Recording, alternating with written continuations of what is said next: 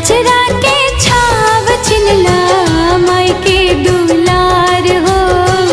अचरा के छाव छिनला माई के दुलार हो। आज छोड़ब लाए पापा घर